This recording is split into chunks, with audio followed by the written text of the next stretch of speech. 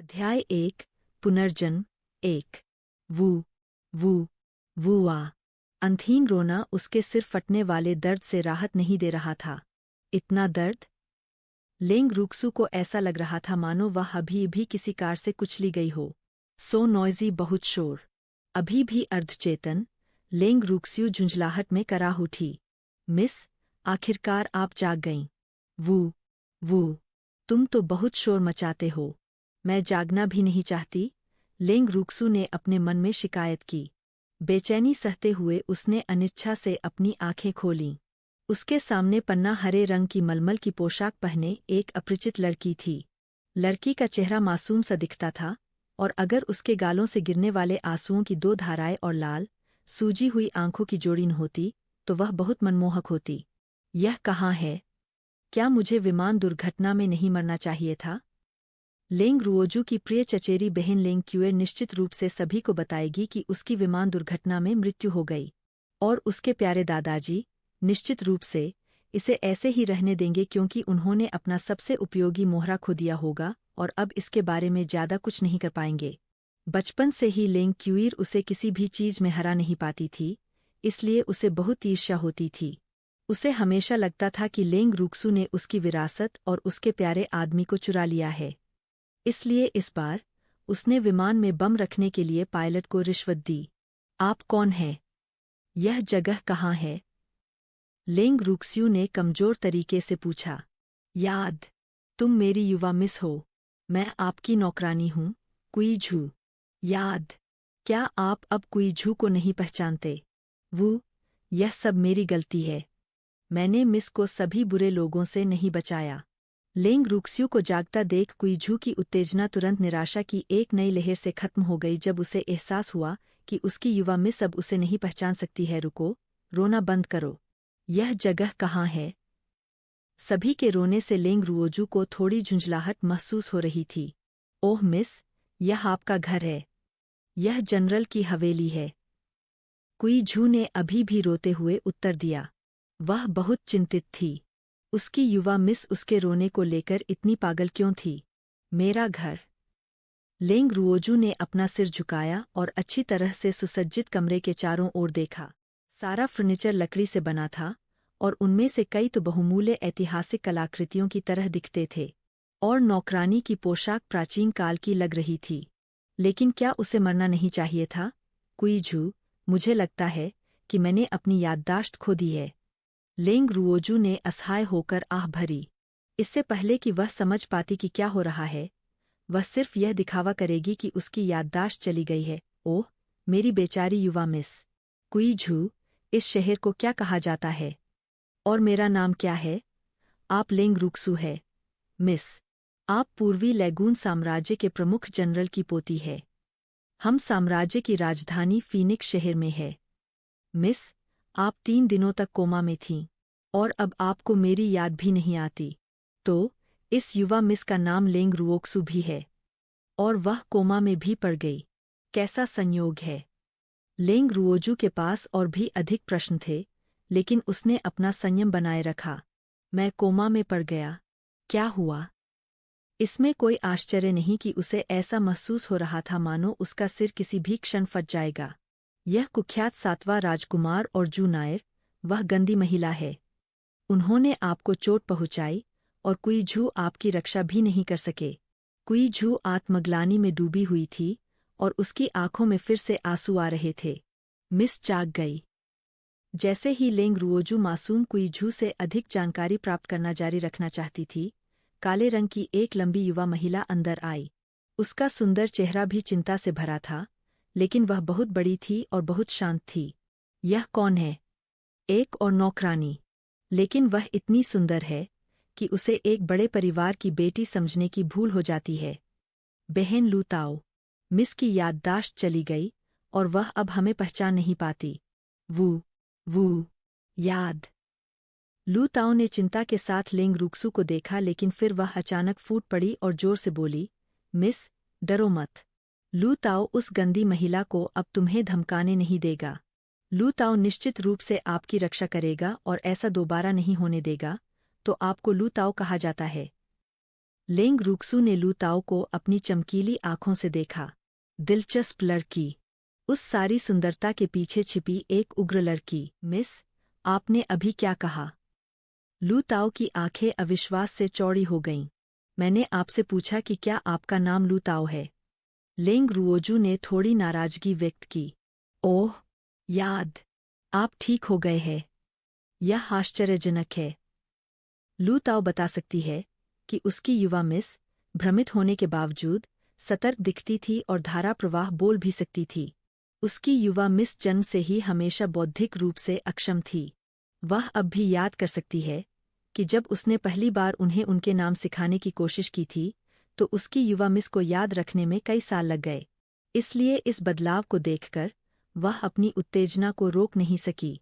Laing रुओजू को पता नहीं था कि नौकरानियां इतनी उत्साहित क्यों थीं। यह बहुत अजीब था। लू ताओ, मुझे याद नहीं आ रहा कि अतीत में क्या हुआ था। क्या आप मुझे इसके बारे में बता सकते हैं? लेंग रुओजू अब कुई झू से पूछना नहीं चाहती थी। कुई झू को वास्तव में रोना पसंद था। हाँ, मिस। लू ताओ आपको आपके जन्म के समय से ही बता देगा। लू ताओ स्पष्ट रूप से अभी भी खुशी से भरा हुआ था। लू ताओ, बस इस बात से शुरुआत करे कि मैं कैसे आहत हुआ। लेंग रुक्सू और अधिक सुनना चाहती थी, लेकिन लू ताओ लेंग रुक्सू के जन्म के बाद से जो कुछ भी हुआ, उसे बताना चाहता था। ये तो बहुत ज्यादा था। मिस, यह 7वें राजकुमार की वजह से है। लू ताओ रुका और अपनी युवा मिस की ओर देखा। यह देखकर कि उसकी युवा प्रेमिका ने वास्तव में नाम पर ज्यादा प्रतिक्रिया नहीं दी, उसने अंततः जारी रखा। अध्याय 2, पुनर्जन्म 2। 1 घंटे से अधिक समय तक सुनने के बाद लेंग रुओक्सू ने आखिरकार पता लगा लिया कि क्या हुआ था। यह पता चला कि लू ताओ इतनी उत्साहित थी क्योंकि उसकी मूर्ख युवा मिस शांत हो गई थी। जनरल की हवेली के लिए यह बिल्कुल अच्छी खबर थी। ऐसा इसलिए था क्योंकि जिस युवा मिस के बारे में वे बात कर रहे थे वह न केवल जन्म से ही बौद्धिक रूप से अक्षम और मानसिक रूप से अस्वस्थ थी, बल्कि वह 7वें राजकुमार की मंगेतर भी थी, जिसने उसे चोट पहुंचाई थी। उसका तथाकथित मंगेतर न केवल उसके मूर्ख होने के कारण उसे नापसंद करता था, बल्कि उसका एक प्रेमी भी था। उसका प्रेम प्रतिद्वंद्वी जू परिवार से जू नायर था, जो 5 महान परिवारों में से एक था। मूर्ख लेंग रुक्स्यू अपने मंगेतर पर बहुत मोहित हो गई थी और हमेशा उसके आसपास रहने की पूरी कोशिश करती थी। जब भी दूसरे लोग बताते कि 7वां राजकुमार कहाँ है, तो वह उसका पीछा करती। जू परिवार ने 7वें राजकुमार के प्रति उसकी भावनाओं का इस्तेमाल करके उसे धोखा दिया, उसे हर संभव तरीके से अपमानित किया और उसे घायल कर दिया। इससे वह कोमा में चली गई जो 3 दिनों तक चली, जिससे वह आज ही जागी। इसके अलावा कोमा से जागने के बाद उसे होश आ गया। इसमें कोई आश्चर्य नहीं कि नौकरानियां बहुत खुश थीं। केवल लेंग रुओक्सू को पता था कि यह वह मूर्ख महिला नहीं थी जो जाग गई थी, बल्कि दूसरी दुनिया से आई एक आत्मा थी। एक विमान दुर्घटना में मृत्यु होने के बावजूद भगवान ने उसे फिर से पुनर्जन्म लेने की अनुमति दी, इसलिए उसे अपने पिछले जीवन से बेहतर जीवन जीना पड़ा। 7वें राजकुमार ली यू और जू नायर, बस मेरे बदला लेने का इंतजार करो। उसे शरीर के मूल मालिक को कुछ तरीकों से मुआवजा देना पड़ा। वह अपनी मौत को व्यर्थ नहीं जाने देगी। मिस, आप बहुत सुंदर है। चीझू ने लेंग रुओजू के सुंदर चेहरे को देखते हुए उसके बालों में कंघी की। यह चेहरा इतना मनमोहक था कि वह अपनी आंखें हटाने में असमर्थ थी और वह खुद को मूर्खतापूर्ण ढंग से देखती रही। वह बहुत पहले से जानती थी कि उसकी युवा मिस एक सुंदर लड़की थी, लेकिन उसने यह उम्मीद नहीं की थी कि वह बिना मेकअप के इतनी सुंदर होगी। लेंग रुओक्सू स्पष्ट रूप से पिछले कुछ दिनों की तुलना में काफी बेहतर थी। ड्रेसिंग टेबल के चमड़े के स्टूल पर बैठकर उसने खुद को कांस्य दर्पण में देखा। उसका स्वभाव ठंडा था और उसकी त्वचा कोमल और नमीयुक्त थी। उसकी सुंदरता उसे शहर की शीर्ष सुंदरी बनने के लिए पर्याप्त थी और उसे स्वीकार करना पड़ा कि यह चेहरा उसके पिछले जीवन के चेहरे से भी अधिक सुंदर था। हालांकि उसकी शक्ल वैसी नहीं थी जैसी तब थी जब उसने पहली बार देखा था कि वह कैसी दिखती थी। उस समय न केवल उनके चेहरे पर गाढ़ा पाउडर लगा हुआ था, बल्कि उन्होंने खुद को हर तरह के रंगों से रंगा हुआ था और उन्होंने जो कपड़े पहने हुए थे वे भी फैंसी थे। शरीर की बची हुई स्मृतियों से वह जानती थी कि शरीर के असली मालिक ने खुद को इस तरह बनाया है। ऐसा इसलिए था क्योंकि उसने सुना था कि 7वें राजकुमार को यही पसंद था। इसके अलावा उसके दादाजी उससे इतना प्यार करते थे कि वह उसे वह सब करने देते थे जो वह चाहती थी। लेंग रुओजू को वास्तव में यह उम्मीद नहीं थी कि यह शरीर उसकी यादों को बनाए रखेगा और उसकी अपनी यादों के साथ मिल जाएगा। दुर्भाग्य से वहाँ बहुत से उपयोगी नहीं थे। एक बात जो उसे सबसे ज्यादा याद थी वह थी बदमाश 7वां राजकुमार। हालांकि वह यह भी जानती थी कि बौद्धिक रूप से अक्षम व्यक्ति की यादों पर भरोसा करना असंभव है। उसकी चोट का कारण मूलतः वही था जो लू ताओ ने बताया था। वह अपनी रक्षा करने के लिए 2 नौकरानियों को दोषी नहीं ठहरा सकती थी। वह केवल उस बदमाश को अत्यधिक आकर्षक होने के लिए दोषी ठहरा सकती थी। मिस, ये वे किताबें हैं जो आप चाहती थीं। लू ताओ अपने विचारों को बाधित करते हुए हाथ में कुछ पुरानी किताबें लेकर अंदर चली गईं। लू ताओ ने धीरे से किताब लेंग रुओक्सू के सामने रखी और चीजू के साथ कमरे से बाहर चले गए ताकि वे अपने युवा मिस रीडिंग में खलल न डालें। वह जानती थी कि उसकी युवा मिस को पढ़ने से प्यार हो गया था क्योंकि वह शांत होकर उठी थी और किसी को भी उसके पढ़ने में बाधा डालने की अनुमति नहीं थी। कुल 3 पुस्तकें थीं। पहला लिंग फेंग रिकॉर्ड था, जिसने इस महाद्वीप के असाधारण लोगों और चमत्कारों को दर्ज किया। इसमें इस महाद्वीप की उत्पत्ति, देशों का वितरण, भौगोलिक स्थान आदि भी शामिल थे। दूसरी थी आध्यात्मिक शक्ति का सारांश, जिसमें आध्यात्मिक शक्ति के प्रकार, आध्यात्मिक शक्ति को कैसे जागृत किया जाए आदि के स्रोतों का परिचय दिया गया। इंट्रोडक्शन टू प्रोफेशंस नामक एक पुस्तक भी थी, जो मुख्य रूप से व्यवसायों के प्रकार और स्तरों का परिचय देने वाली पुस्तक थी। ये किताबें शायद सबसे बुनियादी हों, लेकिन ये वही थी जिन्हें उसे अभी समझने की सबसे ज्यादा जरूरत थी। लेंग रुओक्सू ने सबसे पहले लिंग फेंग रिकॉर्ड पढ़ा और उन्हें पता चला कि इस महाद्वीप को लिंग फेंग महाद्वीप कहा जाता है। महाद्वीप पर न केवल मनुष्य बल्कि आध्यात्मिक जानवरों की एक विस्तृत श्रृंखला भी थी, और वह जिस वर्तमान देश में थी वह पूर्वी लैगून साम्राज्य था, जो लिंग फेंग महाद्वीप के 5 सबसे शक्तिशाली देशों में से एक था। 5 महान देश और 5 महान परिवार इस दुनिया की सर्वोच्च शक्तियाँ थे।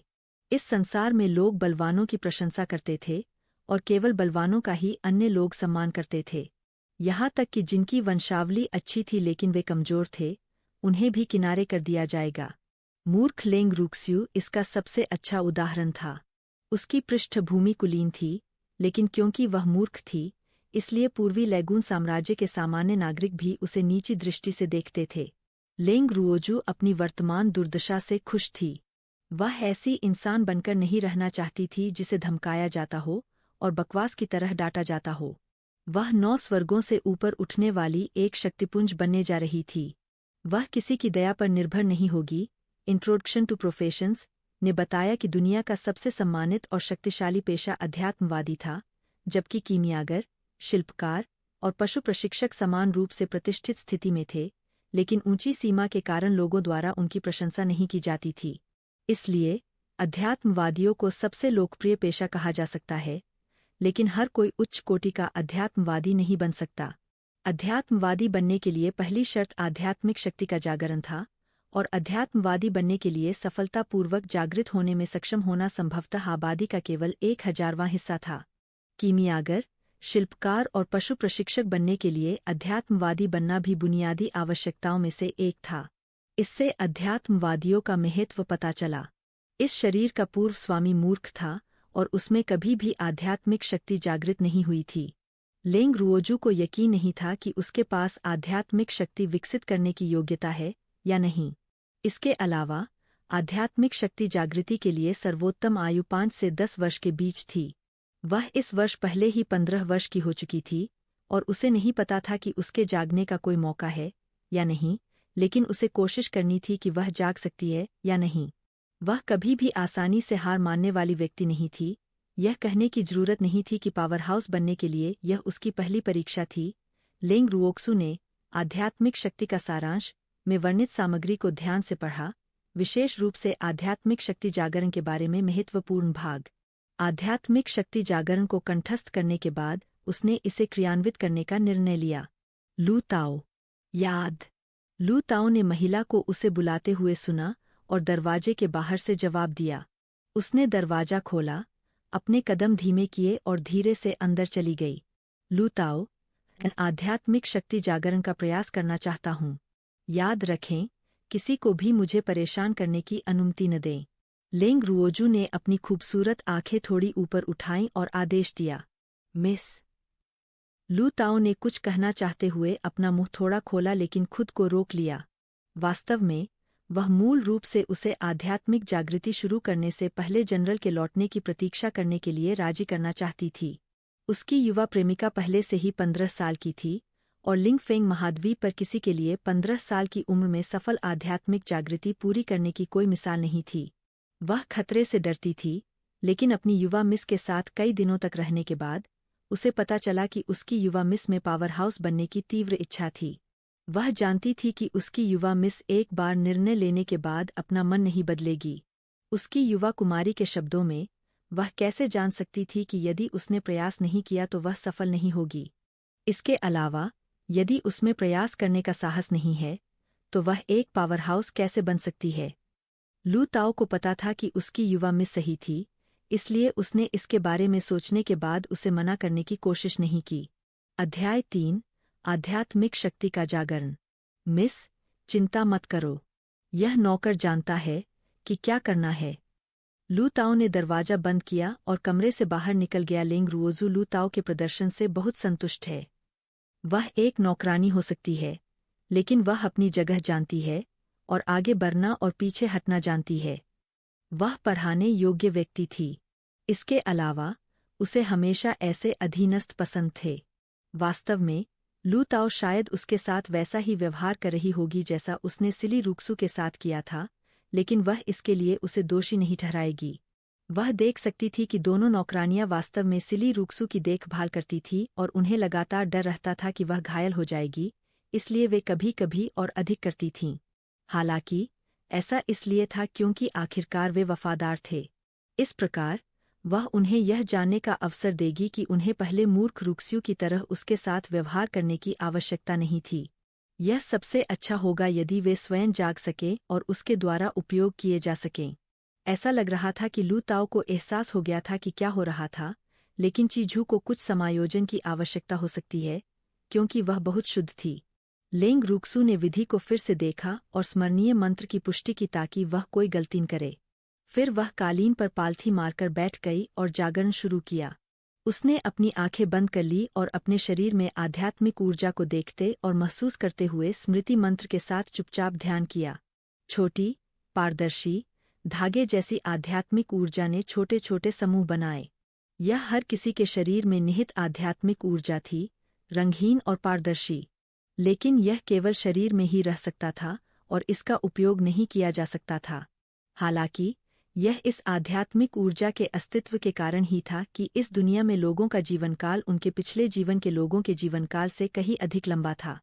अब उसे जो करना था वह इस आध्यात्मिक ऊर्जा को शरीर से बाहर निकालना और इसे स्वर्ग और पृथ्वी की विशाल आध्यात्मिक ऊर्जा के साथ मिलाना था ताकि उसका शरीर स्वर्ग और पृथ्वी की आध्यात्मिक ऊर्जा को अवशोषित कर सके और इसे अपने शरीर के रूप में उपयोग कर सके। उसने महसूस किया कि उसके शरीर में मूल रूप से स्थिर आध्यात्मिक ऊर्जा उसके डेंटियन से धीरे धीरे प्रवाहित होने लगी है। उसने अपने शरीर के बाहर विशाल आध्यात्मिक ऊर्जा के संकेत को महसूस किया क्योंकि उसकी आध्यात्मिक ऊर्जा बहुत व्यवस्थित रूप से आगे बढ़ी और धीरे धीरे उसके शरीर से बाहर चली गई।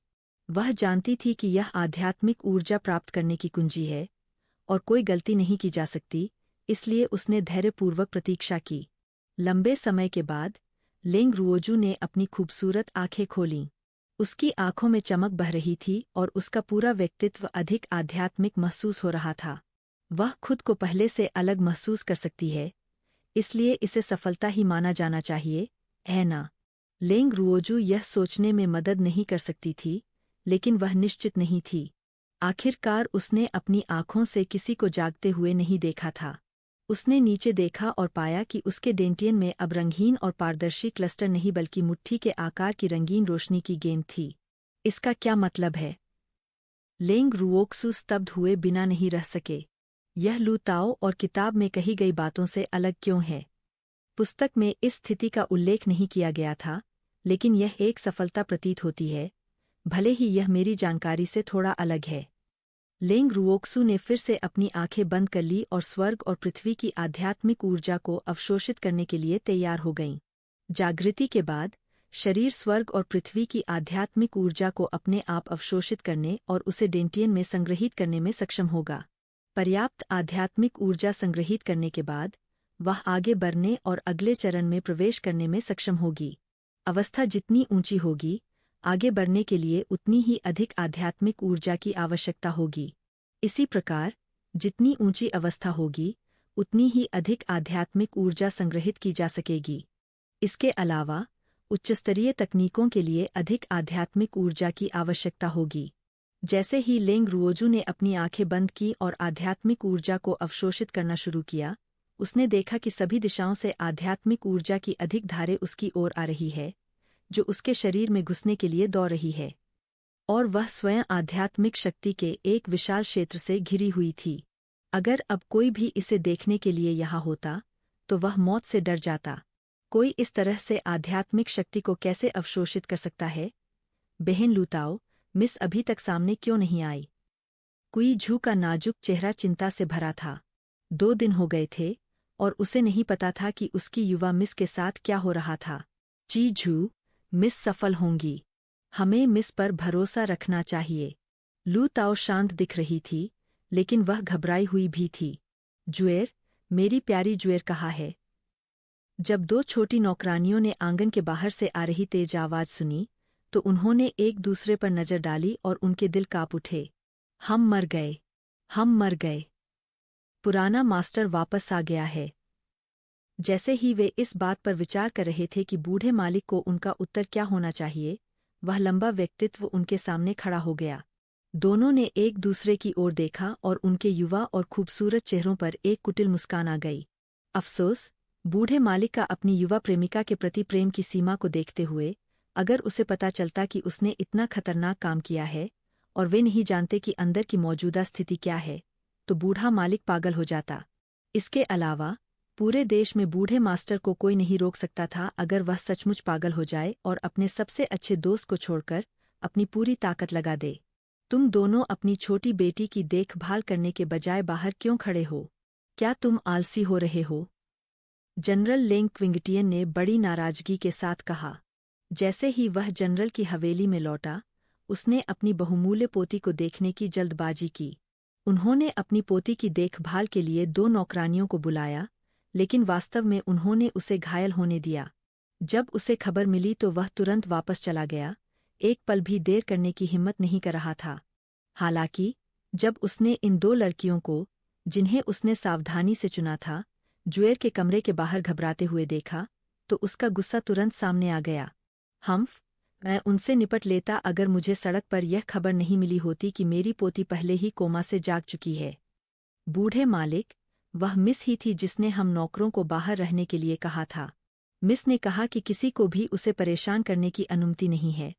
लू ताओ, जो अपने पुराने मालिक के स्वभाव को अच्छी तरह से जानते थे, ने तुरंत कहा। उसकी घबराई हुई हथेलियों में पसीना आ रहा था और वह केवल यही उम्मीद कर रही थी कि युवा मिस तुरंत बूढ़े मालिक के सामने आ सके। जुएर कमरे में क्या कर रही है? लेंग क्विंगटियन की आंखें गहरी और अप्रत्याशित थीं, लेकिन उनका लहजा हल्का और भावना रहित था। मिस, मुझे बताओ, यदि आप कुछ भी छिपाने का साहस करते हैं, तो पारिवारिक कानून आपका इंतजार कर रहा है। लेंग क्विंगटियन ने गंभीर चेहरे और सख्त लहजे में कहा। उसने जानबूझकर अपनी ताकत का एक निशान जारी किया। ऐसा लग रहा था कि ये नौकर उसकी बातों को सिर्फ इसलिए हल्के में ले रहे थे क्योंकि वह कुछ दिनों के लिए बाहर गया था। जैसे ही उसने उनकी घबराहट देखी, उसे पता चल गया कि कुछ गड़बड़ है। लू ताओ और ची झू जमीन पर घुटनों के बल बैठ गए। वे केवल महान अध्यात्मवादी स्तर पर थे और आक्रामक शक्ति का सामना नहीं कर सके। इसी समय कमरे का दरवाजा अचानक खुला और लाल कपड़े पहने एक मनमोहक युवा लड़की बाहर आई। वे तीनों हक्का-बक्का रह गए। अध्याय 4, शीर्ष सामान्य रक्षक। मिस लू ताओ और कुई झू अंतः बेवकूफ़ों की तरह चकाचौंध होने के बाद अपने होश में वापस आ गए। उनकी लगभग लार टपकने लगी। क्या तुम मेरी जुएर हो? लेंग क्विंगटियन ने उस चेहरे को देखा जो लगभग उसकी मृत बहू के समान था, बुदबुदाया। दादाजी, क्या आप अपनी पोती को भी नहीं पहचानते? लेंग रुओजू की चमकीली आंखों ने अपने दादा की ओर देखा। वह उस सिली रूक्सू के दादा के बेहद सुरक्षात्मक तरीकों को याद कर सकती थी, क्योंकि उसे उनकी याददाश्त और शरीर विरासत में मिला था। हाँ, इस दादाजी ने सिली रूक्सू की सभी कमियों की रक्षा की और उससे बहुत प्यार किया, जिससे उसे उससे गहरा लगाव हो गया और वह अपने दादा पर बहुत निर्भर थी। उसे इस बूढ़े व्यक्ति के साथ घर जैसा महसूस हुआ जो सिली रूक्स्यू से बिना शर्त प्यार करता था। युद्ध के मैदान में युद्ध के देवता के रूप में प्रतिष्ठित इस बूढ़े व्यक्ति ने भी उसे प्रशंसा की एक अवर्णनीय भावना दी, और अपनी पोती के लिए बूढ़े व्यक्ति का प्यार वह पारिवारिक प्यार था जिसकी वह हमेशा से इच्छा रखती थी।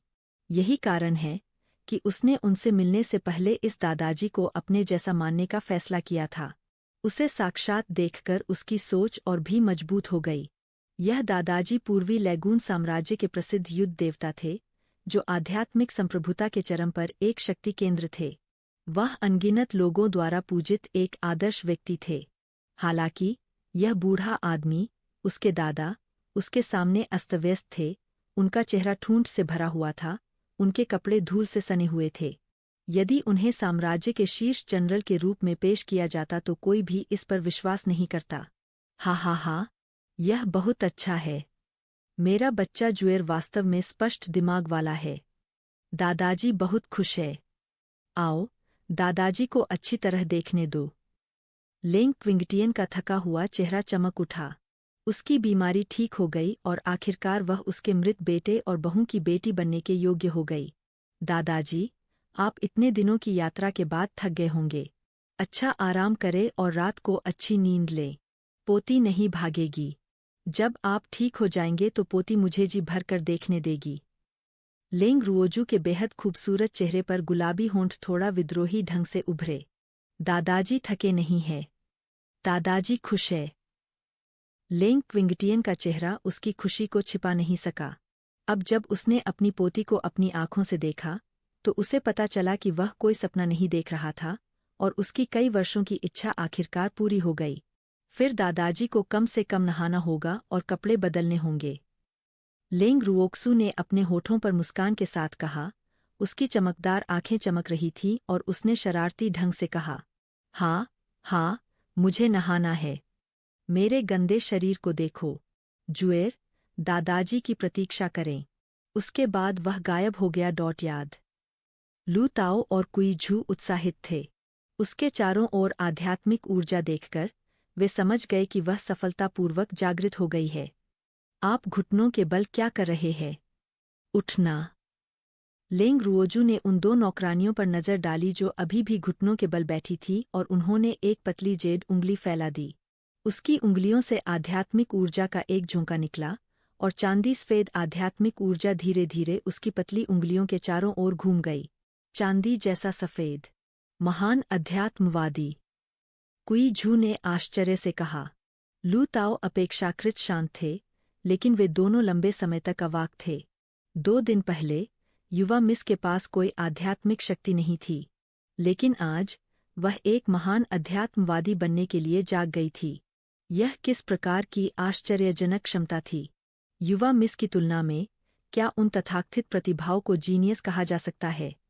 क्या युवा मिस का जन्म दूसरों को आश्चर्यचकित करने के लिए हुआ था? उनकी योग्यता बहुत अच्छी थी, लेकिन महान बनने में लगभग 10 साल लग गए। अध्यात्मवादी, फिर भी उनकी युवा मिस को इसे हासिल करने में केवल 2 दिन लगे, शायद 2 दिन से भी कम।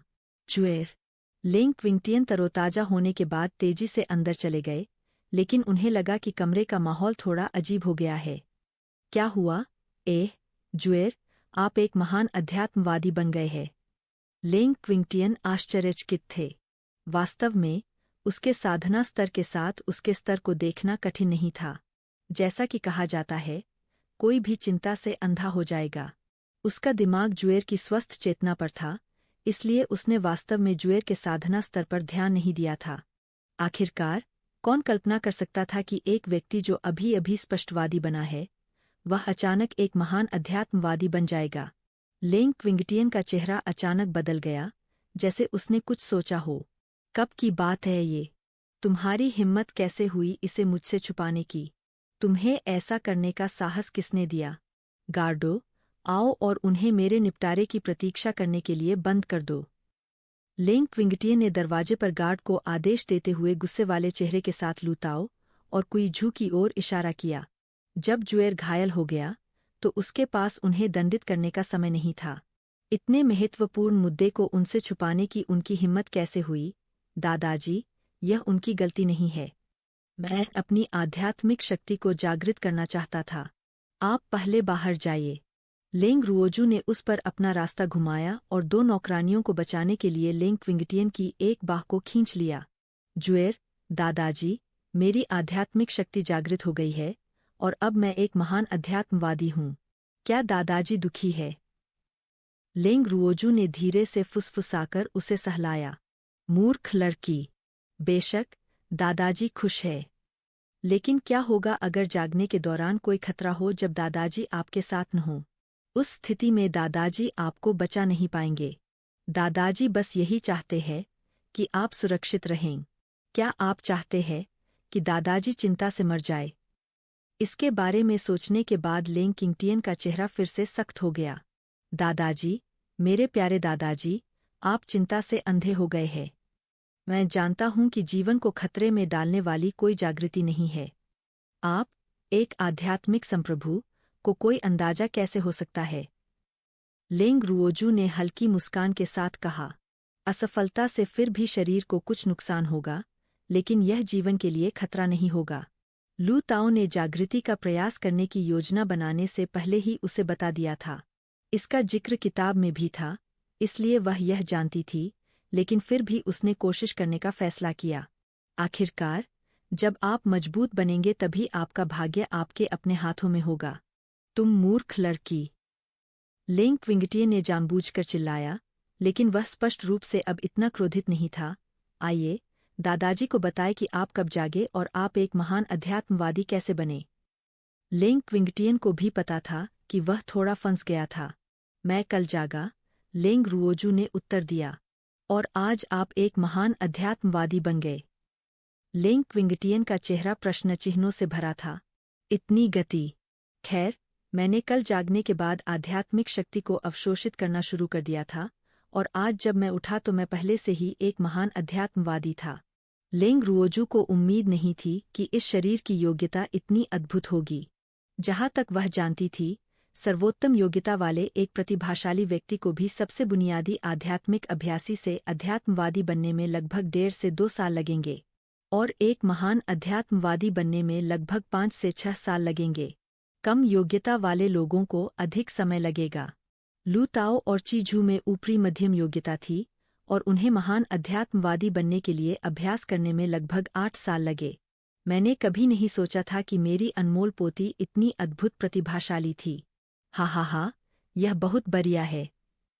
लेंग क्विंगटियन का दृढ़ और गंभीर चेहरा विजय अभिव्यक्ति से भरा था। हाल ही में लगातार अच्छी खबरें आ रही थीं, जो उन्हें उत्साहित कर रही थीं। अध्याय 5, शीर्ष सामान्य रक्षक 2। जुएर, आपकी आध्यात्मिक शक्ति का क्या गुण है? लेंग परिवार की आध्यात्मिक शक्ति के गुण मूल रूप से हवा या आग थे। उनमें वायु और अग्नि दोनों गुण थे, इसलिए समान स्तर के अध्यात्मवादी आमतौर पर उनके प्रतिद्वंद्वी नहीं थे। नहीं तो उनको शिखर आध्यात्मिक सार्वभौम पावरहाउस नहीं कहा जाएगा। मुझे भी यकीन नहीं है। कोई बात नहीं। दादाजी के पास परीक्षण क्रिस्टल है। समय होने पर दादाजी आपके लिए इसका परीक्षण करेंगे। जब तक वे आध्यात्मिक कौशल का उपयोग नहीं करते तब तक दूसरों के गुणों को देखना कठिन था। हालांकि जुएर का मन स्पष्ट हो गया था, और उसने अनुमान लगाया कि उसे अभी भी कई चीजों को अच्छी तरह से समझना बाकी है। यह जानना सामान्य बात थी कि उसके गुण क्या थे। वास्तव में, जो अध्यात्मवादी अभी अभी जागृत हुए हैं, वे अपनी विशेषताओं का परीक्षण करने के लिए अध्यात्मवादी गिल्ड में जा सकते हैं, ताकि वे अपने अनुकूल आध्यात्मिक कौशल का अभ्यास कर सकें। अधिकांश बड़े परिवारों के पास परिवार में युवा पीढ़ी के परीक्षण की सुविधा के लिए परीक्षण के लिए क्रिस्टल तैयार थे। मेरी नन्ही जुएर अब स्पष्टवादी हो गई है, अध्यात्मवादी बन गई है, और देश की एक छोटी सुंदरी बन गई है। आइए देखें कि 7वें राजकुमार ली यू को इस बार आपसे शादी करने के और क्या कारण हैं। जैसे ही विषय उसकी शादी की ओर मुड़ा, लेंग क्विंगटियन ने लेंग रुक्स्यू के सिर को प्यार से सहलाया। दरअसल लौटते समय उसने इस बारे में सोचा था। उसे 7वां राजकुमार बिल्कुल भी पसंद नहीं था और नहीं वह शादी के जरिए शाही परिवार से संबंध बनाना चाहता था। लेकिन चूंकि जुएर 7वें राजकुमार को बहुत पसंद करती थी, तो 7वें राजकुमार को उससे शादी करनी पड़ी, चाहे वह उसे पसंद करे या नहीं। इसमें उनका कोई योगदान नहीं था। उसकी हिम्मत कैसे हुई सगाई तोड़ने की? वह तो बस एक मूर्ख था जो सपना देख रहा था। दादाजी, मैं 7वें राजकुमार से शादी नहीं करना चाहती। लेंग रुओक्सू ने अपने गुलाबी होंठ थपथपाए और पानी भरी आंखों से अपने दादा की ओर देखा। ओह, क्या 7वां राजकुमार जुएर का पसंदीदा नहीं है? आप उससे शादी क्यों नहीं करना चाहते? उससे शादी करना ही बेहतर था क्योंकि शाही परिवार के साथ कई समस्याएं थीं, लेकिन फिर भी उसे स्पष्ट रूप से पूछना पड़ा। जब मैं मूर्ख था तब उसने मेरा तिरस्कार किया और दूसरों से मुझे अपमानित करवाया। अब मैं बेहतर हूँ, अब मैं समझता हूँ, इसलिए मैं उसे अब और नहीं चाहता। हाँ, आपको उसकी जरूरत नहीं है। वह एक राजकुमार हो सकता है, लेकिन वह मेरे जुएर के योग्य नहीं है। कल दादाजी मेरे प्रिय जुएर की सगाई तोड़ने के लिए महल में प्रवेश करेंगे। जनरल लेंग बेहद सुरक्षात्मक थे। उनके परिवार के बच्चे चाहे जैसे भी हों, अच्छे थे और कोई भी उन्हें परेशान नहीं कर सकता था। दादाजी, सगाई अवश्य टूटनी चाहिए, लेकिन इस बार जुएर की चोट अस्थिर नहीं रह सकती। लेंग रुक्स्यू ने लोमड़ी जैसी मुस्कुराहट के साथ उसे याद दिलाया। चिंता मत करो, दादाजी जानते हैं कि क्या करना है। दादाजी जुएर के साथ अन्याय नहीं होने देंगे। लेंग क्विंगटियन किसी को भी अपनी बहुमूल्य पोती को चोट नहीं पहुंचाने देंगे। जुएर जानता है कि दादाजी जुएर को सबसे ज्यादा प्यार करते हैं। दादाजी, थोड़ी देर मेरा इंतजार करो। लेंग रुक्सू ने इसके बारे में सोचा और बाहर भाग गई। थोड़ी देर के बाद लेंग रुओजू अपने हाथ में एक बड़ा सफ़ेद चीनी मिट्टी का कटोरा लेकर लौटी। जुएर, तुम्हारे हाथ में क्या है? दादाजी, इसे आजमाए। लेंग रुओजू ने लेंग क्विंगटियन के सामने कटोरा रखा और उसे उम्मीद से देखा। नूडल्स। हाँ, जुएर ने इसे स्वयं बनाया है। दादाजी, इसे आजमाए। लेंग रुओजू को अपने खाना पकाने के कौशल पर बहुत भरोसा था। अपने पिछले जीवन में वह न केवल एक पेटू थी, बल्कि उसके पास अच्छा पाक कौशल भी था। वह निश्चित रूप से उन प्रसिद्ध शेफ से मेल खाने में सक्षम थी। ठीक है, ठीक है। दादाजी इसे आजमाएंगे। लेंग क्विंगटियन ने चॉपस्टिक की एक जोड़ी से कुछ किस्में उठाईं और उन्हें अपने मुंह में डाल लिया। वह स्तब्ध रह गया और जारी रखा। उसने कुछ ही देर में कटोरा खाली कर दिया। दादाजी, यह कैसा है? क्या यह स्वादिष्ट है? लेंग रुओजू थोड़ा अनिश्चित था। इस दुनिया में बहुत कम मसाले थे और सामग्री थोड़ी अलग थी, इसलिए वह अपने पिछले जीवन के स्वाद को दोहरा नहीं सकी। यह स्वादिष्ट है। स्वादिष्ट। लेंग क्विंगटियन ने सूप की हर बूंद भी पी ली। मूल रूप से वह सोच रहा था कि वह कहेगा कि यह स्वादिष्ट था, भले ही यह स्वादिष्ट न हो। आखिरकार यह जुएर का पितृभक्ति का कार्य था। जुएर ने नूडल्स बनाना कब सीखा? लेंग क्विंगटियन आश्चर्यचकित थे, जबकि अभी भी थोड़ा असंतुष्ट महसूस कर रहे थे। उसने इतने स्वादिष्ट नूडल्स कभी नहीं खाए थे। जुएर ने पहले हवेली में रसोइये को इसे बनाते देखा था, इसलिए जुएर ने इन कुछ दिनों में इसे स्वयं बनाने की कोशिश की। जुएर को याद आया कि परसों दादाजी का जन्मदिन था, इसलिए जुएर इसे दादाजी के लिए बनाना चाहती थी। लेंग रुओजू ने अभी अभी कारण के बारे में सोचा था और नूडल्स वास्तव में उसके द्वारा बनाए गए थे, अन्यथा समझाना कठिन होता। उसने ऐसा इसलिए किया क्योंकि वह अपने दादा के निश्चल प्रेम से प्रभावित हो गई थी। वह अपने पिछले जीवन में जिस पारिवारिक स्नेह की चाहत रखती थी वह इस जीवन में मिला, इसलिए उसने इसे संजोया। जुएर बहुत फिल्मी है। दादाजी ने आप पर यूं ही प्यार नहीं किया। लेंग क्विंगटियन बहुत खुश थे कि उनकी पोती इतनी अच्छी थी। मिस, आप जाग रही है। लू ताओ ने बिस्तर पर धीमी आवाज सुनी और गुलाबी बिस्तर का पर्दा खींच दिया। उसने कल देर रात तक बूढ़े मास्टर के साथ बातचीत की थी, इसलिए उसने सोचा कि युवा मिस थोड़ा और सोएगी। खैर, आज का मौसम अच्छा है। लेंग रुओजू बिस्तर पर बैठ गई और खिड़की के बाहर गर्म धूप को देखने लगी। हाँ, आज का मौसम अच्छा है और पूर्वी लैगून साम्राज्य में यह वैलेंटाइन डे है। सड़कों पर बहुत सारे लोग हैं। कुई झू पानी के बेसिन और उत्साह से भरे चेहरे के साथ अंदर चला गया। लेंग रुओक्सू ने कपड़े पहने, नहाए और फिर लू ताओ से एक साधारण केश विन्यास में मदद करने के लिए कहा। Valentine's day. उसे उम्मीद नहीं थी कि इस दुनिया में भी वैलेंटाइन डे होगा। लेंग रुओजू थोड़ी उत्सुक थी क्योंकि उसे नहीं पता था कि उसकी मूल दुनिया में वैलेंटाइन डे की तुलना में यह कितना अलग था। मिस, इस वैलेंटाइन डे का एक इतिहास है। कुई झू ने जानबूझकर सस्पेंस पैदा किया। मुझे इसके बारे में बताओ। हमारे पूर्वी लैगून साम्राज्य के ऐतिहासिक रिकॉर्ड के अनुसार आज ही वह दिन है जब पूर्वी लैगून साम्राज्य के संस्थापक सम्राट और साम्राज्ञी की सगाई हुई थी। अपनी भावनाओं को मनाने के लिए उन्होंने आज के दिन को वैलेंटाइन डे के रूप में निर्धारित किया। ऐसा कहा जाता है कि आज जिन पुरुषों और महिलाओं की सगाई हुई है उन्हें संस्थापक सम्राट का आशीर्वाद मिलेगा। साधारण छोटी लड़की ने लालसा से कहा। लेंग रुओजू ने समझ में सिर हिलाया। कुई झू पहले से ही एक वयस्क है और प्यार के बारे में सोच रही है। मिस, आप मुझे धमका रही है। कुई झू शर्मा गई और अपनी बुरी गलती की ओर देखते हुए उसकी आंखों में आंसू आ गए जो किसी भी क्षण बाहर आ जाने की धमकी दे रहे थे। क्या दादाजी अभी तक उठे हैं? लेंग रुओक्सू ने लू ताओ की ओर देखा, जिन्होंने पहले ही नाश्ता तैयार कर लिया था। बूढ़े मालिक ने महल में प्रवेश किया है। लेंग रुओजू को उम्मीद नहीं थी कि उसके दादा इतनी जल्दी महल में प्रवेश करेंगे। वह जानती थी कि यह सब उसके लिए है।